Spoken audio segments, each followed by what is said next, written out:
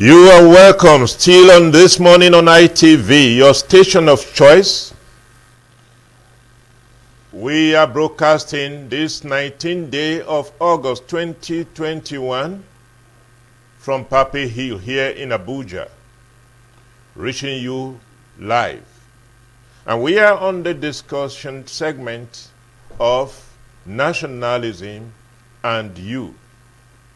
Nationalism and you. And you know that program, Nationalism and You, it is about you. It is about me.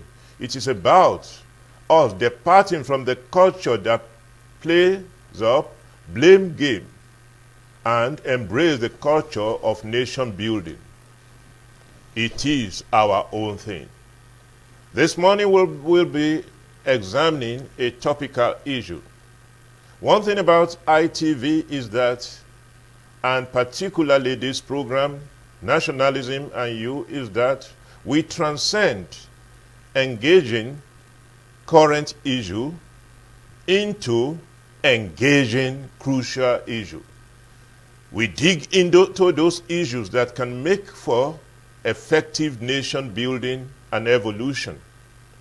I am your host, Ebenezer Oyetakin. And with me to discuss this morning is Mr. Jonathan Onoja Isaac. Mr. Jonathan, you are welcome to our studio. And now I say to you, Mr. Jonathan Onoja, nationalism and you. It takes my duties and responsibilities to build my nation. You are most welcome. Thank you so much. Mr. Jonathan, the issue we're discussing this morning is very important to our country. Imbibing the culture of peace building, the necessities. What are the factors? Let me start from here. Nigeria is notable among international community of nations as one country that has been able to contribute over time to peace building, even peace procurement for other nations. Why is our own peace in Nigeria so challenged? Let us go that direction. Well, to start with this morning, I will say that what we are having today is conflict. And peace is not with the absence of conflict, but with the absence of crises, like what we are having, Boko Haram and all of that. It's no longer a conflict. It's not translating from issues of conflict to terrorism. And what we are going to be experiencing henceforth is going to be no longer crisis of insurgencies or all of that, but it's going to be crisis of state against another because of what? Cheat. When people are not satisfied, when people feel cheated, when people feel that they are not well managed or leaders are not in the right directions, when they perceived a kind of cheat from leadership and the gap between leadership and the people, the followers, are not matched, then you expect that there's going to be a crisis again. Taking a look at the nation, our current security challenges in view, what are the conscious efforts that both citizens and government can do in order to generate a processional and graduating peace-building process? Well, if the people felt that there's no upward mobility from government or from leaders, there can't be peace, relative peace. What the people should be looking at is the leaders, not the people per se. What the leaders should be looking at is the structural adjustment. They should be looking at investing in peace building. And how do you invest in peace building? Through negotiation to at least have a sustainable peace, through negotiations to have durable peace, and also investing in preventative diplomacy to achieve relative peace in the country. But if we look at the other aspect of it, Nigerians, it is our responsibility to what? To maintain peace. If we said the country is failing, then the family trees are equally failing, because peace must equally start from the family. But we said family trees, the father, the mother, and the children. So we are going to equally look at imbibing in moral virtues to ensure that we have a sustainable peace. Itemizing them, what are some of the factors do you think are capable of threatening the peace of society, and how can such be checkmated? Well, we can't have peace when there is corruption. That's one. Number two, we can't have peace when there is no employment. Number three, we can't have peace when leaders are not matching up with their responsibilities. We cannot equally have peace when our life are not well managed. When I'm talking about life well not managed, it's talking about government policies. We can't have peace when someone who has graduated from school cannot have something doing, or when he or she intend doing something, cannot be able to meet up because of government policies. So we have to checkmate those factors that affect our peace in the country, because it is from those factors that we are not be able to manage that have been able to translate to where we are today, like the issue of insurgency and all of that. We are not having peace because some individuals felt they cheated, some individuals felt that they're not well managed, some individuals felt that some persons take advantage of them. They are not being taken care of. So if we are going to talk about factors that are affecting our peace, then we must look at one, unemployment, inclusiveness of youth into governance. We must equally look at the stability of government in ensuring that we have stable government and economic policies. So we must equally bring those factors to play, not only looking at my own peace. My own peace will be distorted by the approach of government to issues. So we must look at it from government policies and also our leaders coming to ensure that they match up with the gap that have already been created. Well, talking about the role that the government can play regarding arresting unemployment, particularly among the energetic youth, and creating social equality and things of that nature. Now, what are other structures of the society that are necessary to engineer a process of peace building that can be sustainable? Well, if you check the Global Peace Index, if you see Nigeria on the Global Peace Index, it's about 146 out of 163, having Iceland as one of the peaceful countries in the world. Now, what is the model that Iceland have been able to use to achieve this ranking? They came to understand that, look, for peace to exist, government and the society must have a tete-a-tete. There must be a discussion between the people and also the leaders. So if we are going to have this model working for us in this part of the world, we have talked about the unemployment part of it and the social equalities of it. But I'm looking at it from the injustice part of it now. The injustice generally must be addressed. We must look at, if I offend you, if I insult you, maybe I wronged you out of maybe anger or something, the need for me to say I am sorry, and also the will or your strength to say you are welcome is very, very important. So we have to bridge this gap of understanding that morals have to come to play. So we must invest more, like the family trees must be revived. And how can the family trees be revived? It still falls back to government. It still falls back to the family. It still falls back to the society, that when your son or your daughter is maybe doing something wrongly, they need for you to approach him or her and say, this is the way to do it. But the way to do it might not also conform with the way the government intend to do it.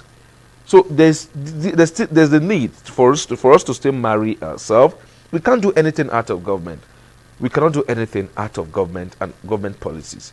So if we are going to achieve peace, we're going to talk about nation building. And like Edwin Markham said, that in vain we build a society if we first do not build the man. So we are going to invest more in building the man to achieve that sustainable peace. We are going to build the man to achieve that sustainable peace. What are the roles of the religious structures that we are having? What are the roles of the religious leaders? What are the roles for the traditional rulers in all of this? Well, unfortunately, the role of the traditional rulers and also the religious leaders has been overtaken and overpowered by the unfortunate roles of the political class. So, the role of the traditional rulers and also the religious leaders becomes inconsequential when it comes to affecting the life of the individuals. It is few individuals that can take the bull by the horn and suffer and die for it. But what we are having in this country, over 200 million people populated, cannot be sustained by just the words alone. They must be sustained by the actions. And it is the inactions and actions of these leaders that have triggered most of the crisis we have today. So we cannot say we are putting it on the religious leader. Even the religious leaders has their own stance when it comes to peace building. But unfortunately, can they be able to comprehend? No. The religious leaders we talked about, they are our imams, our pastors, and all of that. But when it comes to sustaining peace in the society, what capacity do they have? Aside preaching the words, what capacity do they now have to change policies to be able to meet up with the requirement of the ordinary man? The truth of the matter is that whether we like it or not, peace is a prerequisite for sustainable development and attainment of set goals, both for individuals and for nations. Yes. So, and it is said that necessity is the mother of invention. At the level of threatening security challenges we have been experiencing, which cannot be totally divorced from some level of social, political inequalities, socio-economic and political inequalities, as even identified by Mr. President in one of his State of the Nation broadcasts. What are the necessary actions that should be taken by political leaders to galvanize society towards peace building? Well, like I initially said, investment into nation building must be welcomed at this point. And two, I've talked about the inclusiveness of our youth in certain parastatals, and also generally employment of the youth into militaries and paramilitaries and other ventures. But some of them may not necessarily want to do something. Like some youth, like me and you, if we decide to, let's say, let's go to, let you go to mosque, let me go to church, or I go to church, you go to mosque. Let's be just for our God. If we are not sustained by our individual peace of mind, even the peace that we intend to gain from others will not sustain us. So I agree with you that the peace of mind first comes from you. But talking about the religious leaders, the political class, where the need to comes in, is one, they also need to come on plainly that there's need for us as a nation to have peace now. Now, how do we have peace? When someone who lost election will want to bribe INEC officials to upturn the judgment, even at the Supreme Court. How do we have peace? When people who naturally should say sorry are being said sorry to.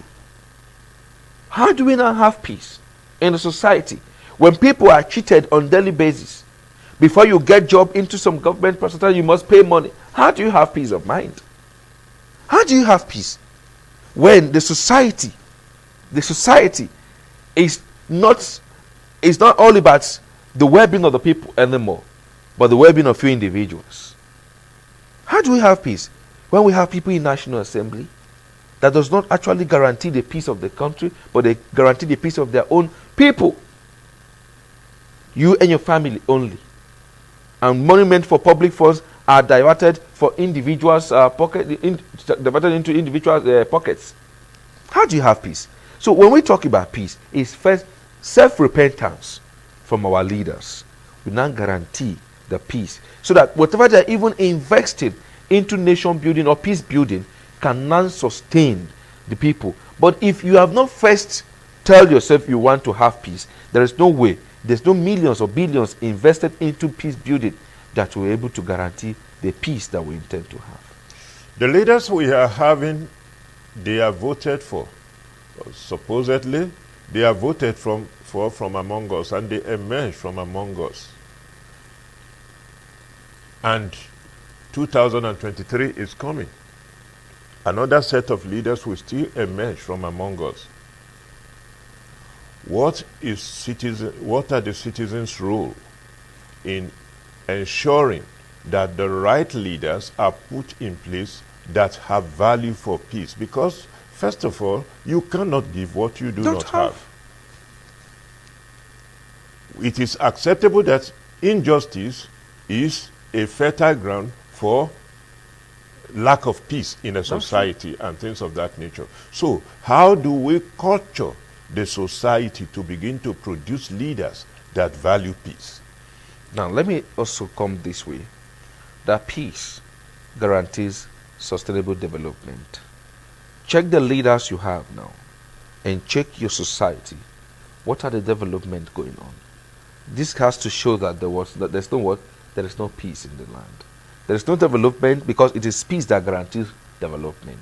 So the set of leaders we should be looking at are leaders who have invested in the development of a society. Leaders who their antecedent speaks volume, who has pedigree that can showcase what they have and what they are intending to do. But if we have leaders now, like the kind of set of leaders we have today, that does not, just few individuals, few among them, can guarantee the development and the sustainable peace of their society, because they come from different constituency and senatorial district. But we have some persons at the center who did not understand what governance is all about. So if we are going to elect or recruit any set of leaders in 2023, it should be leaders who have guarantee and also showcase in that direction development and sustainable peace in the society. Leaders who have foresight, leaders who have understood that the way to go or the best way for development is first guarantee the peace of the people. Now, what are structures put in ground to achieve those things, those peace? What are the structures are put in ground? One, have we been able to take a roll call of the incidences of crime in the society and the way to arrest them? Have we been able to meet with religious leaders, traditional rulers, youth in the society, the constituency, and ask them questions? What are your needs? What are the needs? And what have you been able to do for them to at least achieve these goals? You must bring the grassroots. You must go to the downtrodden, meet with them, and understand their needs. Because it is their needs that we're going to promote the peace that we are all yearning for. It is the need of those that we have neglected that is going to, when those needs are met up, when we meet those needs, this is when we are going to achieve relative peace in our society. But if we said we are just here working for 2023, some of them, they don't meet with their what? They don't meet with the constituents. The constituents. They don't meet with anybody. When it is time for politics, 2023, they all run down, come and give you what fake promises and say we are going to do that, we are going to do this, and you still vote or re-elect them again, you are doing a grave mistake. So it is time for us now to re-elect leaders who have, even individually, they have peace of mind, peace of their own. Because like you said, you cannot give what you don't have. Watch their lives. What have been their antecedents? Have they been without violence? Are their lives showcasing that there's no violence?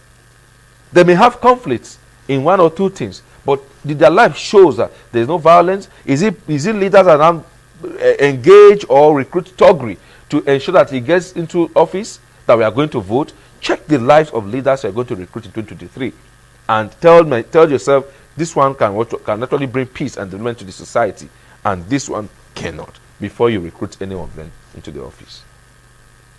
Along the line of this discourse, you have made mention of people that graduated, went to their what you call youth corps services, and when there are advertisements for employment, whether ministry or what do you call it, parastatals and the rest of it, they come face to face with questions of or allegations of pay money before we employ you, yes. Pay money before we employ you, pay this much in various sectors, not in one sectors. And knowing that you as a youth and the demographic percentage of youth that are in this country, don't you think that they have a role to play to sublimely organize themselves in order to produce good leaders that can guarantee peace? How do they do? Well, it's unfortunate that we are here now. We are at the level where they tell you that bail is free, but unfortunately bail is not free. It's unfortunate that when you get to a checkpoint, I'm coming from the angles of the police, try to tell you that peace will only be achieved when we have decided to have peace.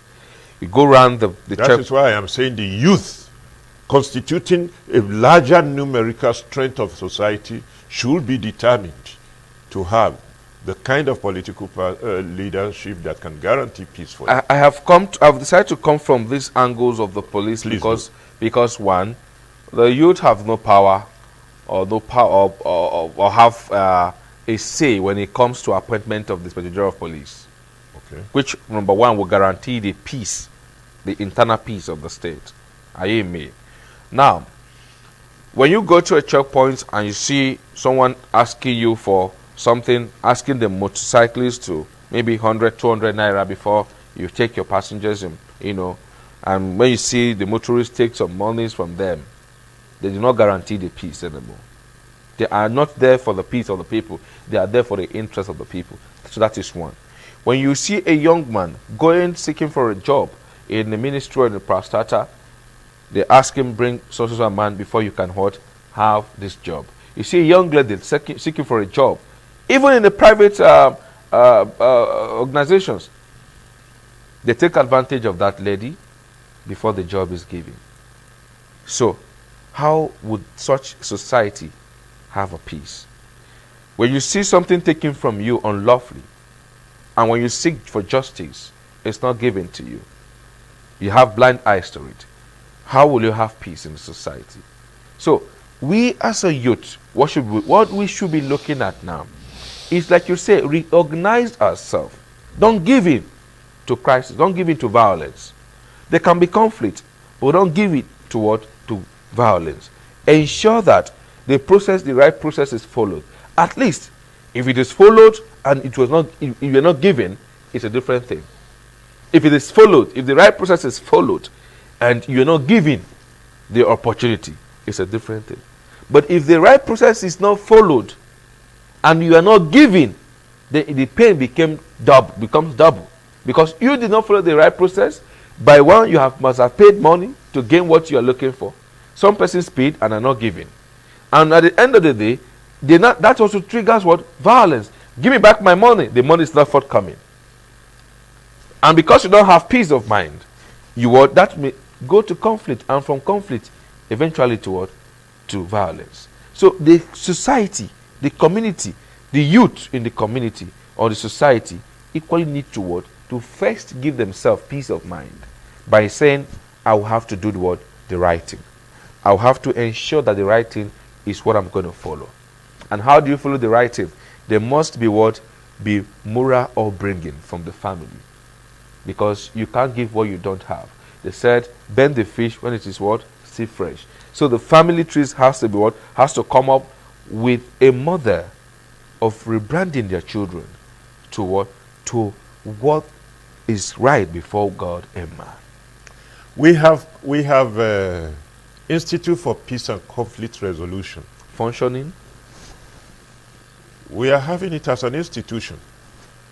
To what extent have they been working towards achieving peace that can be internalized in the citizens? Because the process of imbibing peace building as a culture must take a form of deliberate, conscious effort that is institutionally driven. That's why I asked a question when you mentioned peace conflict institution. I said functioning. I am asking you because when you have something that is not functional, there's no point driving to it. Now, did they have a database of unemployed youth in Nigeria? Did I even have it? They are working towards achieving peace building. But did they have data of conflicts in Nigeria? Did they have data of disgruntled individuals in Nigeria? You cannot go and go into what you don't have. You can't just come and say you want to settle me, you and I, when you don't know the root cause of our problems. So the root issues must be what? Tackled before you can achieve peace. First, there must be what? A data. Go to your dashboard and are you sure that. They are not having the data? If they have data, we wouldn't have been where we are. We should have seen them more advocating for. This is what the youth needs. Because the word from our studies, from our research, this is what's supposed to be in place. Put the structures like this in place. Put this and put that in place. Let the youth be engaged. We have so many NGOs. Are you in me? That are into peace building, nation building, youth empowerment, and all of that. So if these people have the data, they should have what? Collaborate with those NGOs to be able to have data of youths and other individuals that are not engaged or are disgruntled or cheated or where there are conflicts. We have so many conflicts in different places of part of the world before it eventually turns to violence. What has this institution gone to do there? So this is where you see their practical ability to demonstrate peace by conflict resolutions and all of that. So if we have an institution that is working towards achieving peace and it has been in place and is functional, then the level of violence we have in this country shouldn't have been. We should have been able to let us do this to mitigate this. They should have been able to have preventative diplomacy towards talking to the youth, towards achieving what? Their aim towards nation building, peace building, and youth empowerment. Because the essence for that institution is not just to sit down and bear the name. It's to be functional. So when you have an institution that is not functional, the first question is that, is it functional? If it's functional, then where are we having all of these problems from? Because if the man who is, or maybe the farm produce was stolen by so person, is shouting, conflict is already there.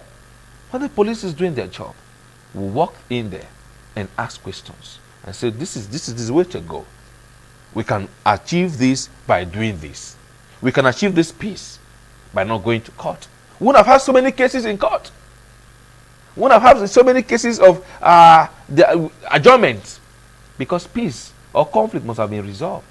So we are saying that they are not doing what they are expected to do. That is why we have so many on ground, so many cases on ground. So that means they're not functional yet.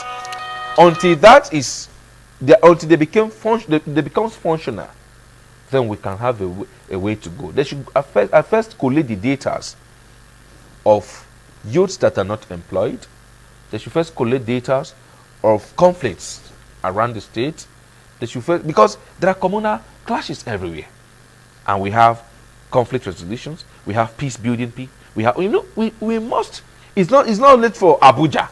The name is not only National Peace Building for Abuja, or should state now institute Peace Reconciliatory Committee. Should state, all the states do that? What is the federal body doing? Well, we agreed that peace is necessary. So on the whole, recently, I think within this week, the Northern Elders Forum or so, under Yayale Ahmed Convention, they convened to say they want to address the issue of the challenges of insecurity in the north. Now we have Ohaneze Ndibo, we have Afenifere, we have even Arewa consultative forums and all of that. What are the role of these organizations in engendering a process of peace building? Because these are seniors people in society. With due respect, the names to the Arewa consultative forums and all the Ohanibos and all of that, they cannot achieve the aim without addressing youth restiveness. When you talk about peace in the society, you must equally look at what the youth restiveness. So if they are coming up, if they think that it is just individuals that they have ignited to do something in the past that is still maybe fighting like this or doing that, it's still not, that's not the case.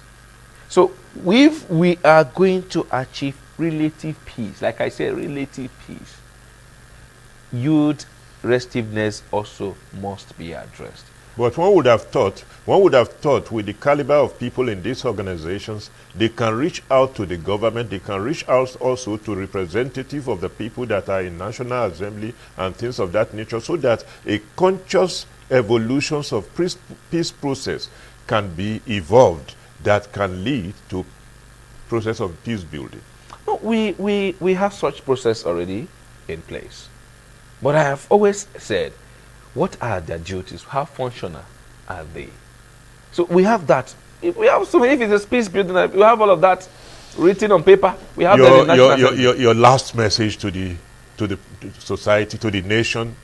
Well, my message to the nation now is, at this point, we all have to come up with the agendas of peace in our heart first.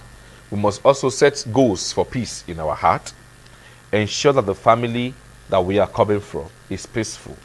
And as well, our leaders must understand that if we must have development in the society, if there must be development in the society, then there must be what? Durable peace, sustainable peace. And let us come up together, work together towards achieving that. If you offend me, say sorry to me. And youth must also understand that the structure that are on ground is not structures that is encouraging peace. So we should work towards restructuring the whole institutions to achieve peace.